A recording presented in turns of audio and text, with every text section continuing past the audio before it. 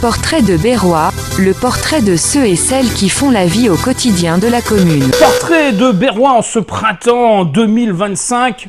On va tous azimuts à travers les différents quartiers de la ville. On s'éloigne un peu du centre-ville. On est sur le terroir, bien sûr, de Berlétan et elle va se présenter. Bonjour à tous, Magali Flamand. Alors Magali, nous sommes dans un antre particulier car nous sommes à la Case d'Arôme. C'est ça, tout à fait, au laboratoire de fabrication. Voilà, alors laboratoire de fabrication sur le territoire de Berlétan, c'est pas d'aujourd'hui. Je crois que ton papa était déjà l'instigateur de cette idée. C'est ça, tout à fait. Mon père a créé la société en 2015 et je l'ai rejoint quasiment tout de suite en fabrication. Alors, comment s'est passé justement, comment avoir eu l'idée de créer cet espace ici sur Berlétan? Alors ici sur Berlétan, à la base on était dans l'arrière-boutique de Martigues, dans l'arrière-boutique de Carie aussi. On a été sur Saint-Chamas, mais on manquait de place très rapidement. Donc voilà, ici on a tout l'espace qu'il nous faut et on a de quoi pousser les murs s'il faut. Alors, on précise bien, le rhum nous provient bien sûr d'un territoire français, qui sont les Antilles, oui. Martinique et Guadeloupe. C'est ça, exactement. Rhum agricole Martinique et Guadeloupe, principalement. Alors, voilà, tu te fournis chez un grossiste ou chez un producteur? Un grossiste, oui, qui est basé à Bordeaux. D'accord. À partir de cette matière première, tu mets ta touche. C'est ça. Alors qu'est-ce que tu fais exactement? Je fais macérer des fruits frais ou déshydratés de haute qualité, ou alors des épices fraîches ou sèches. D'accord. Et tout ça, bien entendu, ici dans ce laboratoire? Oui, tout se fait ici, tout est fait à la main, petite fabrication artisanale, voilà. Ouais, là d'ailleurs, on va voir les bidons qui te servent à macérer. Alors combien de temps ça dure, cette macération? Alors la première macération, on est entre 6 et 8 mois, et ça remacère dans une deuxième étape en bouteille encore 3 ou 4 mois. Donc pour arriver du produit initial, ça veut dire du rhum qui t'est livré, du rhum blanc, à la conception finale, donc à la mise en bouteille, il faut combien de temps? On n'est pas loin des 1 an de macération au total, ouais. D'accord. Et tu produis à peu près combien de bouteilles par an? C'est assez vaste, ouais, ça dépend des années, c'est assez vaste. Alors pour l'instant, on te retrouve dans des épiceries fines, ouais. Dans des restaurants aussi. Tout à fait, des caves à vin. Peut-être pas encore trop sur Berlétan, mais je pense que dans les mois qui vont venir, on va pouvoir te retrouver dans ces restaurants berrois. On y travaille, ouais.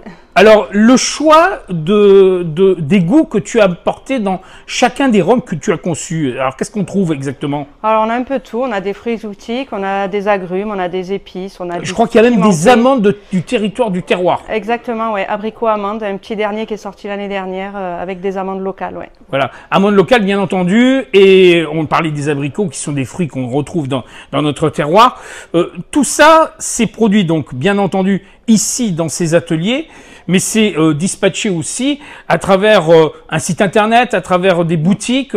Si on veut se procurer le rhum, comment on fait? Alors oui, on a pas mal de revendeurs, comme on disait, en cave à vin, épicerie fine, bar, restaurant, également dans des tabacs.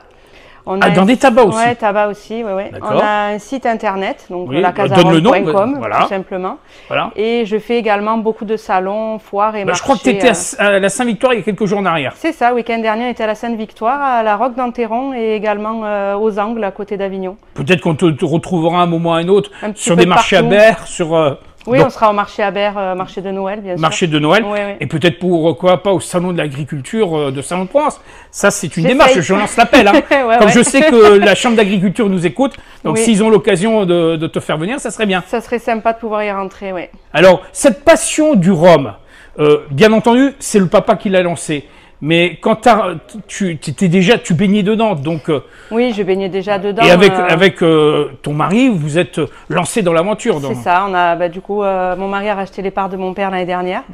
Et voilà, on continue l'aventure, on perpétue la tradition. Alors là, on est sur à peu près une classification de combien de rhums différents? C'est assez vaste, on peut pas.